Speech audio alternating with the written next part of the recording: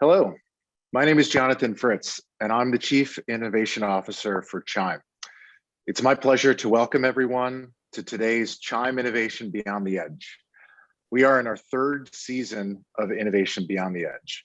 We've had 23 different sessions, hearing from great thought leaders, including Heather Nelson, John Halamka, Ryan Smith, Daniel Barchi, Sarah Vaezi, Tanya Townsend, Scott Powder, Mark Probst, Sarah Richardson, Shafiq Robb, and many others.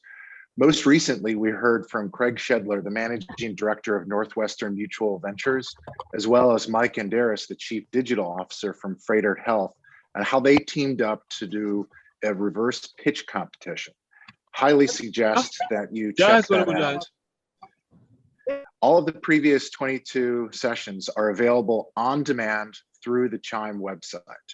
Innovation Beyond the Edge is designed to share creative problem solving and highlight innovation successes implemented by your peers. I'm very excited to hear from a great friend and fellow Wisconsinite today, Jerry Koester, the CIO at Marshfield Clinic Health System. If you're listening live or on demand and you'd like to present in one of these sessions, please reach out to me directly. We know that you're incredibly busy, so we'd appreciate you joining us today. Why is Chime presenting this series? Quite frankly, change presents challenges and problems, but also opportunity. Opportunity for creative problem solving. We want to highlight the creative problem solving and innovation successes of the Chime members, your peers, and share them with the Chime community. If you give me a moment, I've got a little bit of boilerplate to read through here. So just so that we have a better session and everyone's on the same page. Before we get started, I would like to cover these few details. Our session will have three main parts. One, presentation from our speaker, Q&A with our speaker, and if time allows, optional virtual roundtable sessions of 4 to 6 people, so everyone can have a candid discussion on the topic presented. We'll have everyone muted during the session. Questions for Jerry can be posed directly to me in the chat function during the presentation. I'll ask questions in the order that they were received. Also, we are recording this presentation. This will be saved and stored on the Chime site, so you can go back and review any details once we finish. Discussions within the breakout rooms will not be recorded. The roundtable discussions are optional, but highly recommended, and really encourage you to stick around for them. If you have difficulty listening to the live audio stream through your computer speakers, keep in mind you can connect to audio via phone. If you need help with that or any other technical details, please send a message in the chat window and send us your questions. Lastly, by attending today's full session, the presentation and virtual roundtable discussions, you will earn 1 continuing education unit for CHCIO, CFCHE, and CHISL certifications. We will review the attendee list following the session and distribute CEUs accordingly. With that said, I'd like to welcome Jerry Koester, the Chief Information Officer at Marshfield Clinic Health System. Jerry has been with the Marshfield Clinic for nearly a decade and the CIO for about 2.5 years. She currently serves on the board of directors of the Technology Business Management Council and previously served on the board of the Wisconsin Technology Council, where she and I met as fellow board members several years ago. I'm really looking forward to an exciting topic, customer experience in IT, enhancing product and service value. Thank you very much and welcome, Jerry. Please take it away. Sounds great. And Jonathan, it's always good to see you, and I love spending time with my fellow Wisconsinites as well. So I'm just going to take a moment to share my screen. And if you can let me know, Jonathan, if you can see that, that would be fantastic. Perfect. Okay, sounds great. So first of all, I just want to say thank you to Jonathan and Chime for having me participate, talk a little bit about Marshfield Clinic Health System and this unique role that we have within our organization. And so just a little bit about the Marshfield Clinic Health System is that we have been around since 1916, so it's well over 100 years. and started as a clinic-based organization that is serving very rural parts of central Wisconsin. We have over 60 clinic locations in 40 different communities. We have over 750 or 170 specialty services provided by our physicians, 3.2 million patient encounters, 310,000 unique patients, and over 12,000 wonderful employees that serve these patients. We also have a health plan. Our health plan is celebrating its 50th year this year, and it serves 210,000 members across 72 different Wisconsin counties as well. We also have a research institute with 6 areas of focus in our research centers, and is located within our central campus in Marshfield as well. And recently, our organization went through a pretty tremendous transformation. We, 4 years ago, had 1.5 hospitals. So we had the ambulatory and the health plan, but we were lacking the acute care space. And so we recently went from having 1.5 hospitals to 9 in less than 4 years. And one of those hospitals is also a children's hospital, which is one of 4 in the state of Wisconsin, and the only one in the central rural area of Wisconsin, where we have people that drive 3 to 5 hours just to be able to attend our children's hospital. So when we think about technology, I often use this slide to work with our partners across the business and thinking about how we as CIOs take very disruptive technology and make it seem less disruptive. And we need to think about it in context of our consumers. And one of the things that I like to reiterate with our business partners is that consumers don't see themselves as having relationships with technology, but rather how technology strengthens their relationships. So when we're thinking about how we do our implementations, we need to meet a few things about the criteria when we do them. And that is, we need to offer transparency, we need to offer personalization, and it must create a human interaction. So when we think about, our physician to physician or physician to care team inside of our 4 walls, but we also need to think about that human interaction that happens between the physician and the patient.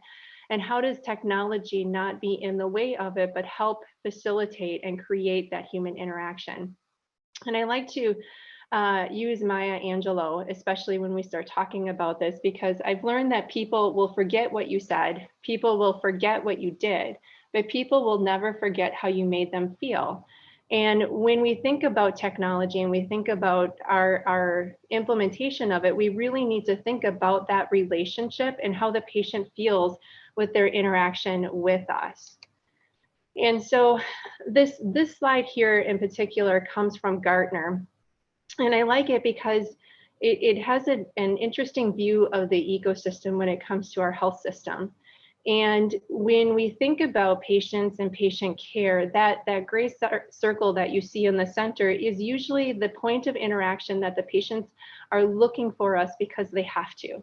They're looking for some type of a diagnosis, they're looking for some type of a treatment, they're looking for recovery and rehabilitation. And so that small circle really represents typically what the interaction is with the patient. But for the patient, their health journey is much, much larger and much longer than that singular focus when they have with us. And so when we think about the potential of technology, we can think about it from an ecosystem of engagement and really thinking about it from the consumer's perspective about that entire health journey and how do we as an organization facilitate that in a much larger way than just that gray circle. So we're all, especially now with COVID and our learnings from COVID, is this digital explosion that we're all experiencing right now. And how do we expand that out into the ways that we interact with our patients? What are those touch points and moving from a physical environment to a virtual environment and creating that hybrid environment? So when you think about customer experience, it's a different transition in healthcare from thinking of our patients as customers, because we're a very patient-centered organization. and to think about them in customers as a different context to the conversation.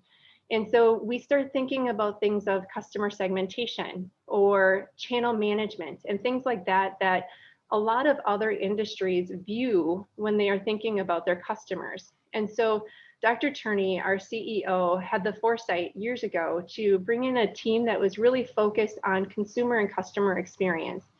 And really what that does in my mind is it translates what we are doing from a service perspective in the organization and really starts considering everything that the customer goes through.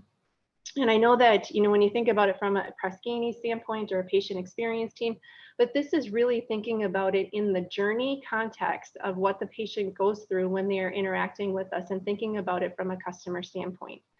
And what CX team really focuses on in working with them is that it translates from I have to be here to I want to be here. So understanding ways that we can create those interactions and those touch points with our consumers and our customers so that they feel empowered to reach out to us so that they want to be there instead of having to focus on the have to be there. So our CX team, prior to COVID, we've been working with them for quite a while now, and they've really done an extensive amount of customer research and many different methods that they do. So working with this team, you really start learning about journey mapping and really understanding about what is the interactions that our customers are going through. And they created a lot of open-ended customer interviews to really identify the key improvement opportunities that we could do as an organization from a service perspective. And not all of them are technology related, but a pretty significant portion of them can be enhanced by technology. They also focused on things about jobs to be done survey and really the perception of key patient interactions measured across that journey. How did it make them feel? How long was the duration of that interaction? Those types of things. And then also from a concept and feature testing. So they did hours of direct input and feedback on potential features and service concepts that we could try within our organization and litmus testing those with our patients as well. We've done service and prototype design so that we could refine the features based on the customer research and really start identifying future state services as well. And then doing a Kano survey where they surveyed over 900 of our patients to categorize and prioritize features for the implementation. And really what that resulted in is a really great conversation about how do these align to the values of MCHS. And so in healthcare, we have a mission about making healthcare affordable for our patients, which constantly has us having a conversation about decreasing costs. And so things that you can do about decreasing costs is increasing self-service and automation, figuring out and improving communications with our patients, ensuring control of suppliers, data, and other key resources that we need as an organization, and then just overall increase cost efficiency of our care delivery model and our services. The other component is obviously increasing revenue, but interacting with our patients and capturing that patients and understanding what is the differentiator. So increasing our patient acquisition through differentiation, increasing retention by improving the ease of use. Everyone in technology understands if it's not easy to use, people will not use it. Ensure a sustainable payer mix and strengthen and own the customer relationship and really being that point of contact that people look to when they're looking for things across their health journey. And then ultimately the primary goal is improving the health outcomes of our rural communities and improving the wellness of our patients and our friends and neighbors. So creating channels for continual engagement with our patients, but then also develop the capability to defer and optimize or deliver and optimize health interventions digitally. We're all thinking about that from remote patient monitoring, those types of things as well. But how do we do that in a way that drives the patient to want to interact with us as well? So this is pre-COVID. Just wanted to say that as well, but this is a room that was completely dedicated to this research. And we had, this was one wall, all four walls looks like this when we were done, but it really was a visual that helped us understand the experience that the patients were going through their entire journey with us as an organization. We were really understanding what actions were being taken, the time it took to do those actions, what is the current state, what are the pain points, what channels were they using, and most importantly, how were the patients and the customers feeling when they were having those interactions with us? Were they upset, or was it a wonderful reaction and feeling that was generated by their interaction with us? And we took that and we generated what we call the feature list. And our feature list is really incorporated into our agile development that we do from an integration standpoint on the tools that we implement. And so this list is really prioritized by what it means the most to the patients, and either addressing pain points or creating ease of use or intuitive way of delivering this to our patients as well. And so this feature list is well over 100 features long of what the consumers are looking for from us to help create that interaction that they want with us from their perspective. And then that was all pre-COVID, and then COVID hit. And like all of you, we experienced all of the disruption across our organization as well. So closing our clinics, preparing our hospitals, moving our staff to work remote, a significant amount of work that we all experienced in March of 2020. And the public had many questions regarding symptoms, appointment changes, testing sites, all looking for answers. And flexibility was really the key to managing this surge, and our ability to ramp up or down quickly was pretty paramount as far as an organization. We really needed to integrate digital tools such as automated self-service, AI, text messaging, and deflect calls and scale as needed. So the biggest influx that we experienced was voice calls, which is still primarily initial interaction channel for many patients. And to help with that huge volume, we quickly worked with our nurse line and CX team to implement a chatbot on our website to help diagnose the symptoms of COVID-19. Within days, our intuitive chatbot reduced our call volume, but not really to the extent that we had hoped for. So the team of people that helped address that was our CX team, and they worked with our incident command and our nurse line to really understand the types of calls and build in additional triage steps to help our patients navigate to the right steps based on the types of calls.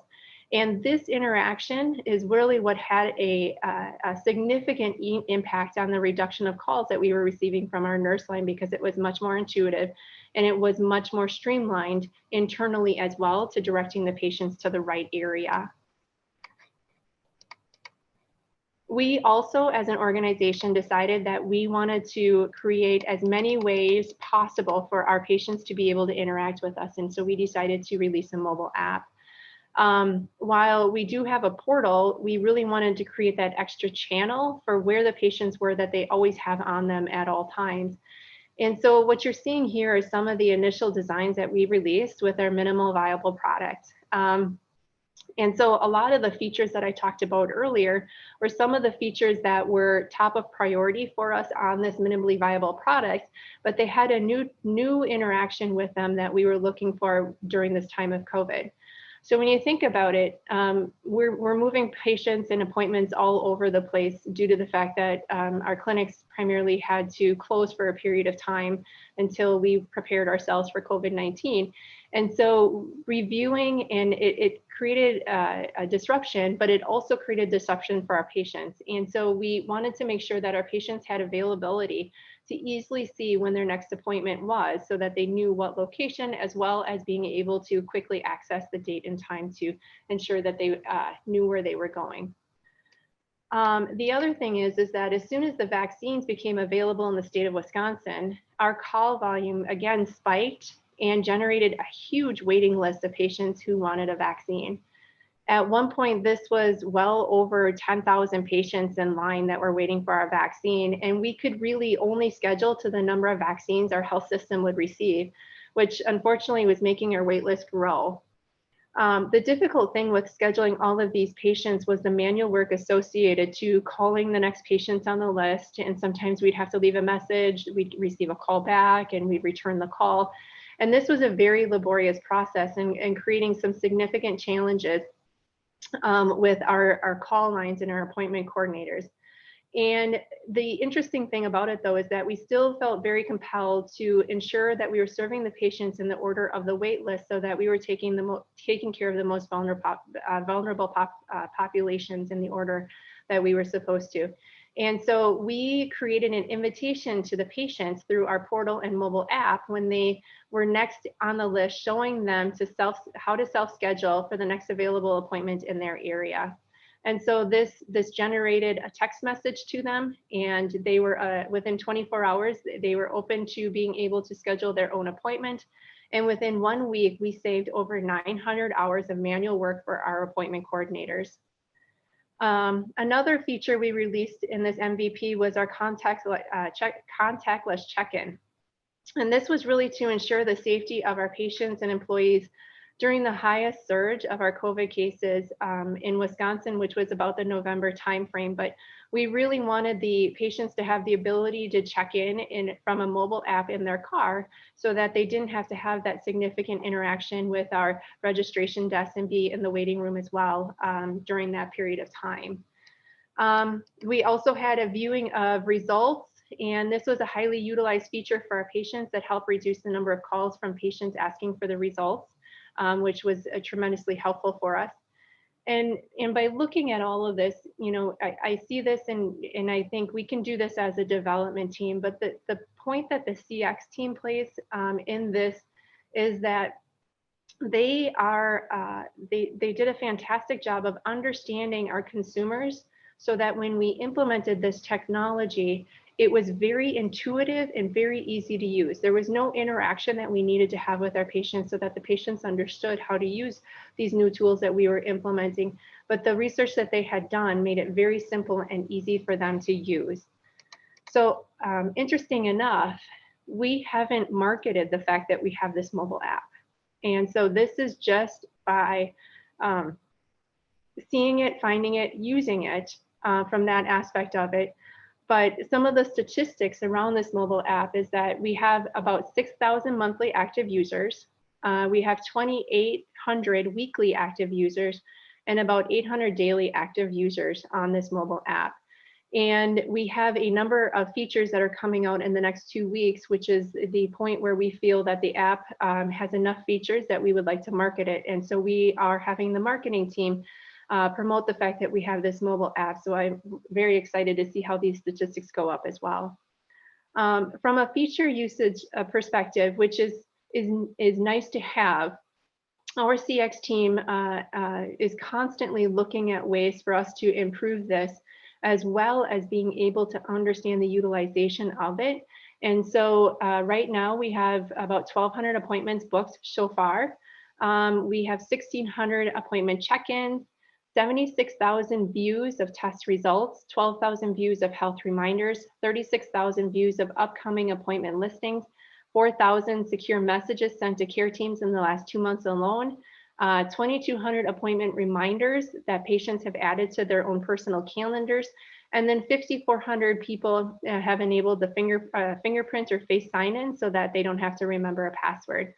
And again, our CX team is looking at this information and utilizing this data to help drive what are feature sets that are coming, but also enhancing the existing feature sets that we have. So that way we can always make sure it is the most intuitive and creating that relationship with the patients that we're looking for.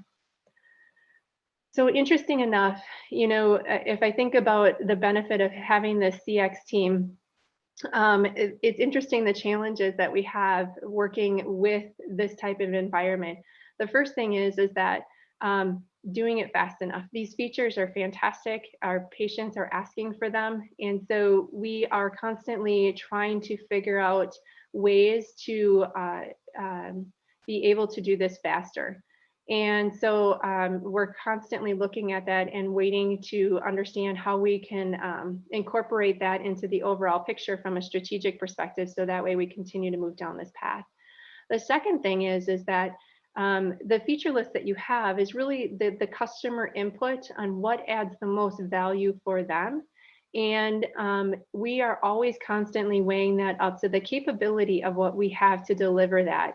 We at the health system have been on our own homegrown ambulatory system for the last 4 years and are now in the process of moving to an integrated platform with our hospital system. So this is in a transition from that standpoint. And so weighing customer value versus the capability has us move things around on the priority list a little bit, even though that the patients have told us and the customers have told us this is the value. So it has been a very great experience working with the CX team.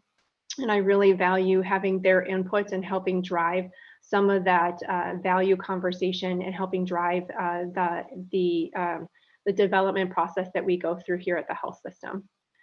And with that, that was it. Thank you very much, Jerry. Very, very, very interesting. For those attending, if you've got any questions, please feel free to put them into the chat function, and I'll take them in the order that they've been received. But Jerry, I've got an initial question for you. You had defined customer experience, and in that definition, you differentiated from have to and want to. Can you maybe go a little bit deeper into that and that distinction and how that drives your customer experience focus? Yeah, sure. So it goes again to, I think about it as kind of the telehealth example. When we've had telehealth for a number of years from a COVID perspective, and when it didn't have the adoption that we were looking for, and it was something that was seen as you could if you wanted to, but it didn't drive that adoption until you had to use it. So instead of driving it that way, we are looking at ways that we can create it as part of the service design.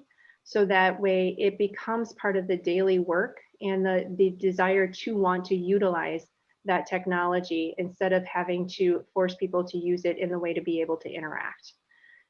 We find that, from an internal perspective on the providers, it works that way.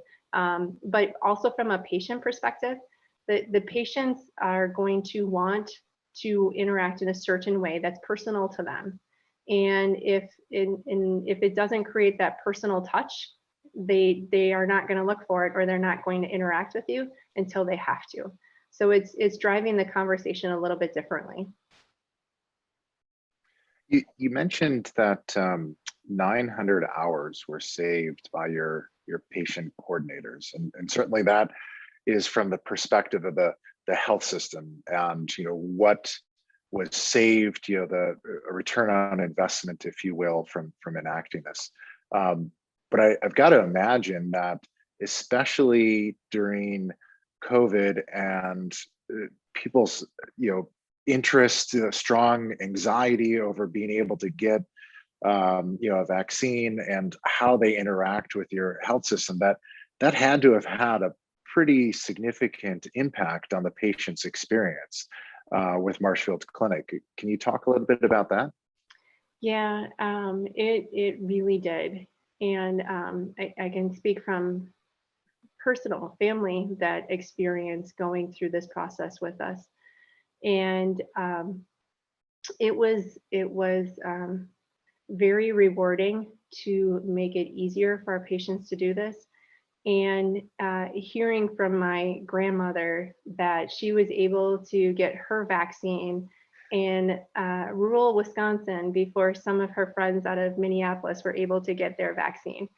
And so she was just thrilled from that aspect of it. And it was very easy for her to do. And that's what I think of when I think about how we made it rewarding for our patients. We were able to not only ease their frustrations, but being able to communicate with them and act on that is very rewarding.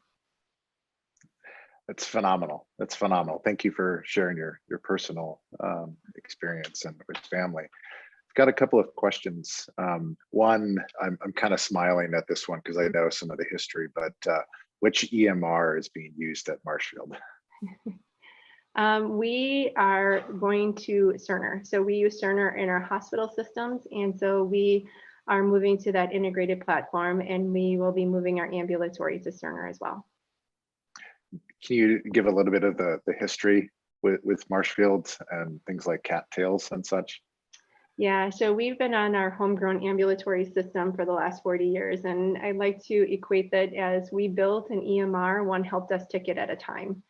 And so with the physicians, we've really have a very customized application that they, again, have built over the last 40 years. And when I mentioned earlier that we moved from having one hospital system to having 9 hospital systems, we really needed to find a platform that would integrate with our ambulatory system. And at that time, Cerner was in that one hospital system. And so what we had done is that we had moved to have Cerner in all of the hospitals as we were converting them, because we were under some time constraints around our transition agreements with these hospitals.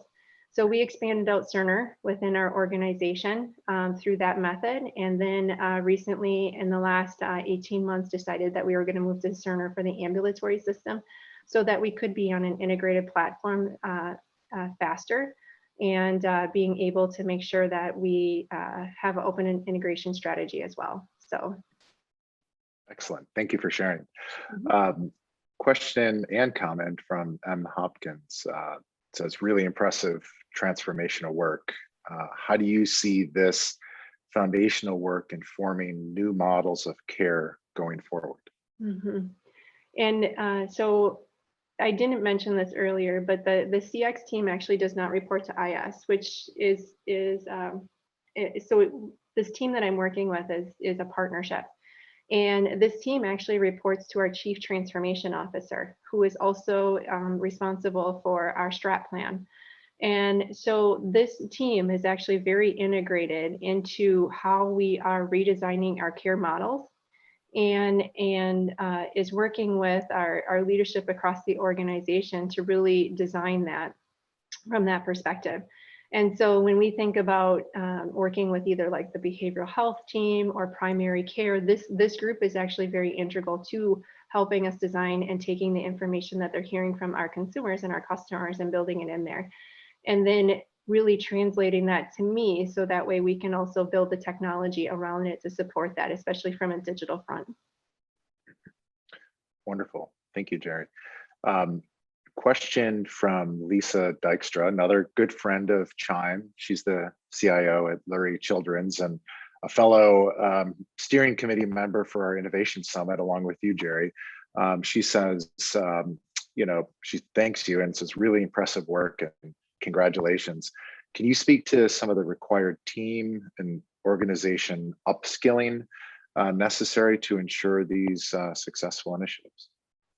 Yeah, so there's a couple of factors that we have done in partnership with the CX team. So we had a number of UX designers within our IS team, and we've actually moved them over to the CX team so that they can help facilitate some of this great work that the CX team is doing.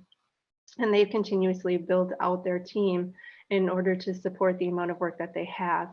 And we've also, with moving off of our homegrown ambulatory system, we have retrained our development team to move into these new platforms that we can start developing on as well. So there's a combination of resources that we've been focused on building out so that we can do this, but also we've been focused on the process. And so we've taken and worked with the CX team to integrate them right into our development process that we use, so that way there are points of time when we are working on certain features that the CX team takes a look at that and does some research on it as well to hopefully align it better or kind of help approve that it will work with our patients as well.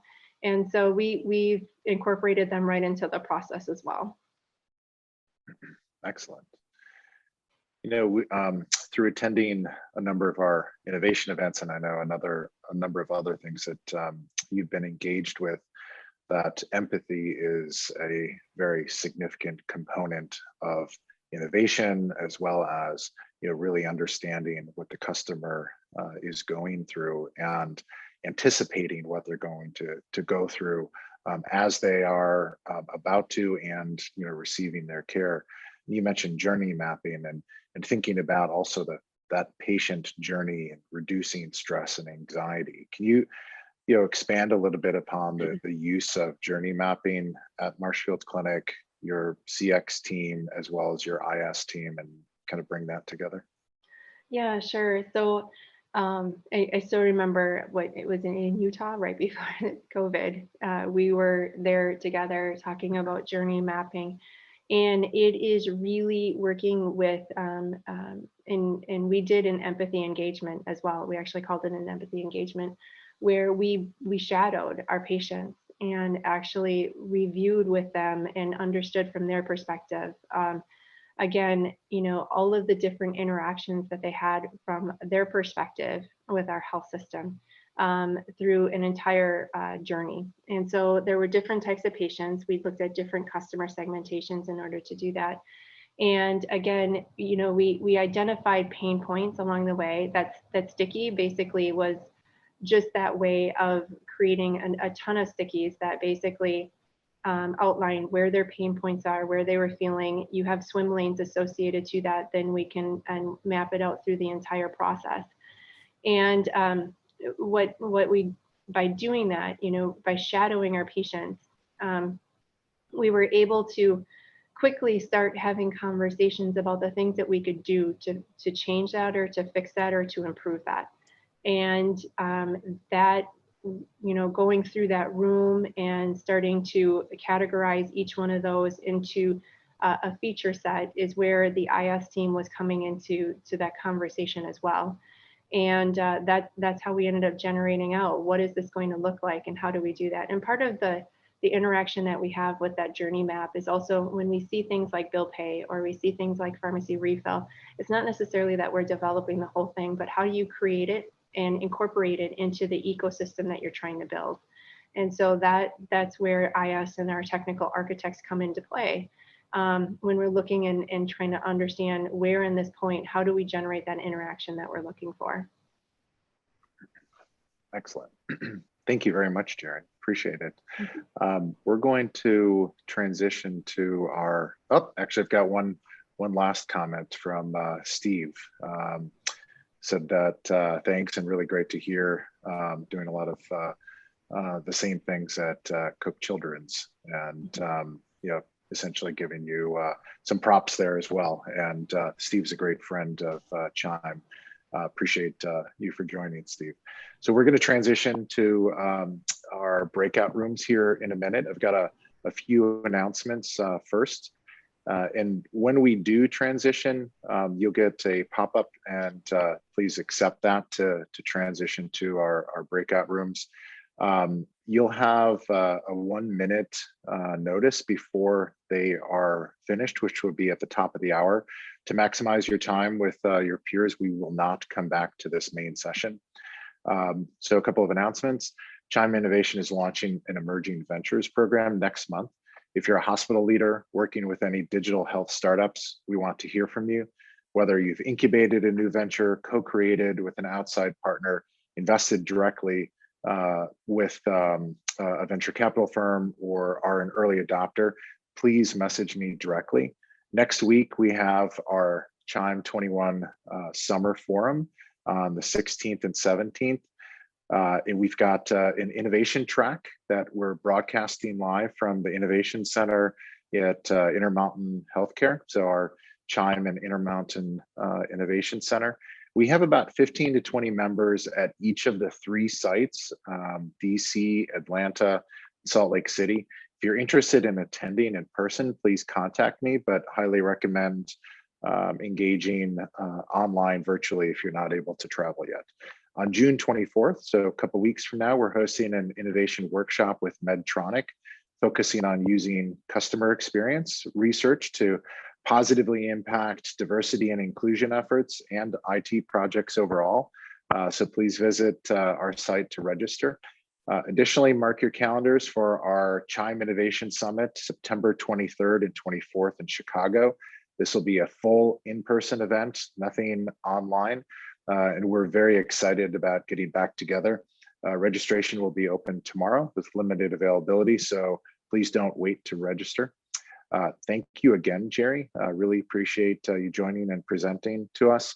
As we go into the breakout rooms, Jerry, if you will put you into one and I'll go into another and just kind of moderate the discussion with your peers. And for everyone, please turn on your video when you get into the breakout rooms and have a great discussion. And thank you again, Jerry, and have a wonderful day, everyone.